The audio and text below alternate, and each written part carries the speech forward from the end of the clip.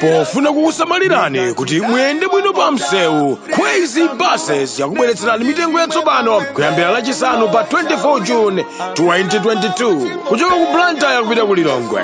Akulu 20,000 kwacha ndipo ana 15,000 kwacha. Return ticket kuchoka ku Blantyre kupita ku Lilongwe. Akulu 35,000 kwacha ndipo ana 28,000 kwacha. Kuchoka ku Blantyre kupita ku Mzuzu. Akulu 32,500 kwacha ndipo ana 25,000 kwacha. Return ticket. Akulu 60,000 kwacha ndipo ana 47,000 kwacha. Kuchoka ku Mzuzu kupita ku Lilongwe. Akulu 20,000 kwacha ndipo ana 15,000 kwacha. Return ticket. Kuchoka ku Mzuzu kupita ku Lilongwe. Akulu 35,000 kwacha ndipo ana 25,000 kwacha. Mitengo iyi yamba kugwira ntchito lachisanu pa 24 June 2022. Ngati mukufuna kufunsa zofunsa zina, tangoimba foni pa nambala iyi 0886 780 355. Crazy Buses, miles of smiles to your destination.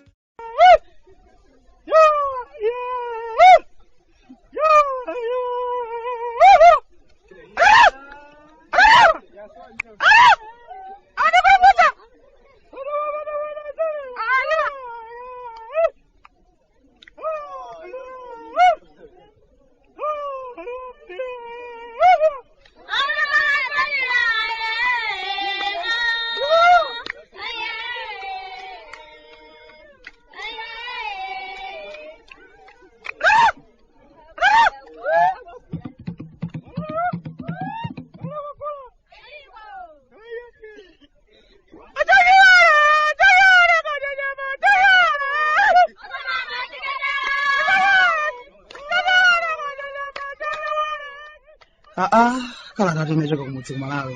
Obwande mukulichani? Achimwene, Merry Christmas. Kaya zathu munyengo ya Christmas zino zikuyenderani bwanji. Ife abale anu uno wanu kunyasala ndayi ndithu, bona nditafika mnyengo imeneyi. Siudandaula zambiri amwene, chachikulu ndi moyo basi. Mphatso ya mtengo wapatali. Ndikudziwa mwina monga ena onse kuno mutsinena kuti Christmas inali kale amwene osatiza panozi. Komatu kale wina aliyense amalechemerera kwa basi. Amene pakali pano ali ana naonso awumona kuti koma Christmas ya ulendo uno ndiye yabebatu. Kuti kuna onso nthawi ina ake idzakwana adzaneranso kuti koma Christmas ya ma 2022 inali yokoma kwambiri osatiza panozi. Zinthu zilivomereze zimayenda ndi nthawi. Mundilole ndivulenso kachipeya nkhwantha zomwe zija za Crazy Buses munyengo ino ya zisangalalo. Ndikumakamba mobwereza kuti anthunu basi zokwera koma zimenezi za Crazy kukhala ndi ulendo pakati pa Blantyre, Lilongwe ndi Mzuzu. Basi zokhazo zimene munthu umayenera kuganizirapo poyamba ndi zimenezi za Crazy basi. The number 1 buses nyasande mose muno. Ndikudziwa kuti muzifuna kumafunsa kuti kodi obwantasa ndiye kumene kwa Christmas munasangalalira kuti ndipo munasangalala bwanji?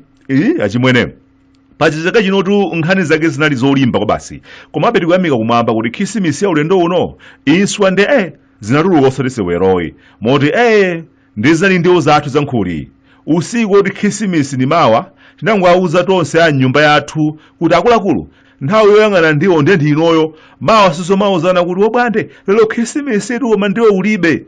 Basi titonse pogulitsa ntchito muni ndi tinazitola inswazo. Komanso mmene timatola nkuti dzulo lake ona magetsi naonso atawatola mafulufulu osatiseweroyi. Ndi kunali kukazinga atu nyumba mwathu ndithu. Sitinazimvenso kwenikweni kupweteka zinthu zake. Ndikudziwa mmene ndakamba za mafulufulemu komanso inswamu mwachita chidwi kwambiri ndipo muzifunsa kuti koma inu zinthu zimenezi zilipo. Izi zikumvazi sabata athayi ndi agongoni anatuluka osatiseweroyi.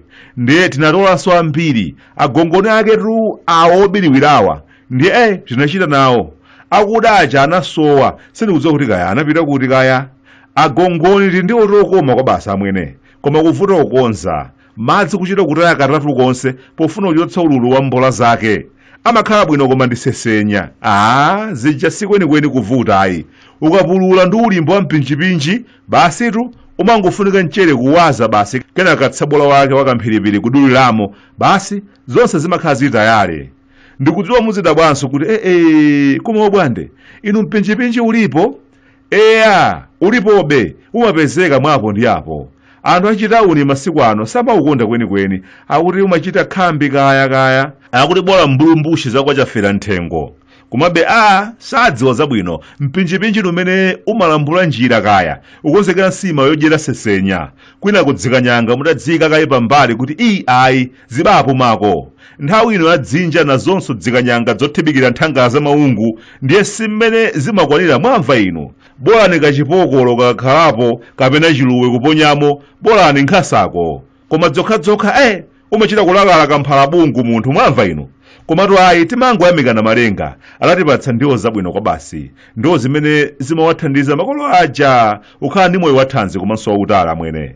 Si zili kudya panozi zomati mwana ng'ono tidzakata ochepa basi kuyamba kudandaula za nsana kowa pamene malemu agogo aja adafika mpaka na zilumika zochuluka nsana ukadali ngungungu. Nkhanitu imakhala zakudya chimwene. Pano pa zomati sokonekeranso nkhaniso yayikulu ndi zakudya basi tanyanya kudya dziphe.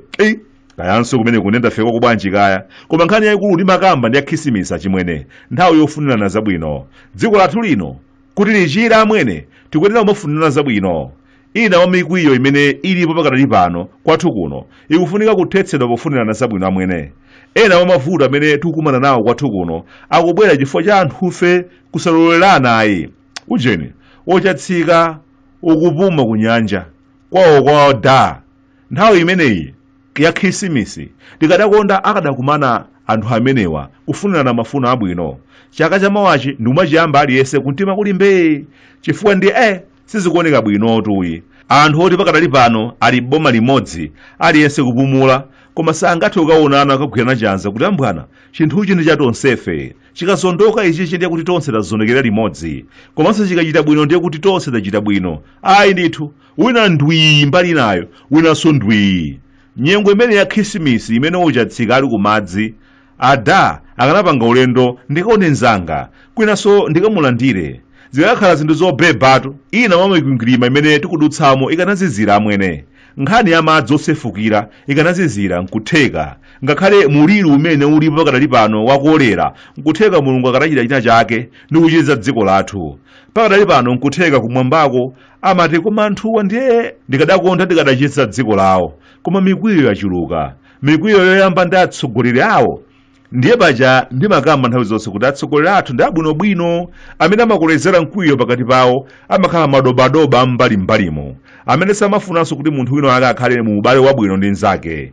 Nthawi zonse amafuna kuti padzikhala mkangano chifukwa kudzera mu mkangano iwo amadya nawo bwino kwa basi.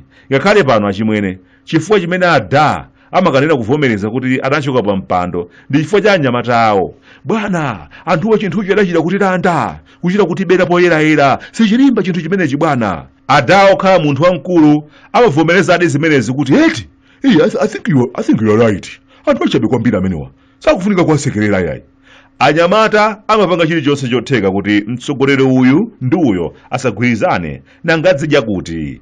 Panopo ochatsika ndi osalima sikuti bezili bwino kwenikweni, koma mukayang'anitsitsa onsewo zolinga zawo poyamba zidali zabwino ndithu, koma madobadoba wazungulira kukota kulankhula. Pano anthu amba kukanukana zoyankhula zosamangirira. Anthu pano anayamba kuchita zosiyana. Pamene posachedwa apompa amati ambwana tiye tikhale pansi limodzi, kodi apa tiponyepo ndani nanga apa pakhale ndani. Pano ndi one man band basi. Nthawi ijayo zonse zili bwino asanalowepo madobadoba tinkauzidwa kuti pakatha miyezi 6 iliyonse 6 ine ndi anzangawa tizikhala pansi kuunika kuti kodi anthu akugwira bwanji ntchito yawo. Pano kuli sindikudziwa kuti anakhalaponso pansi limodzi liti. Nduna zija nazonso zidatayirira zimadziwa kuti big ndi mphawo sakuonana bwino, sangakhale ndi nthawi yokhala pansi kuunika kuti tikuchita bwanji.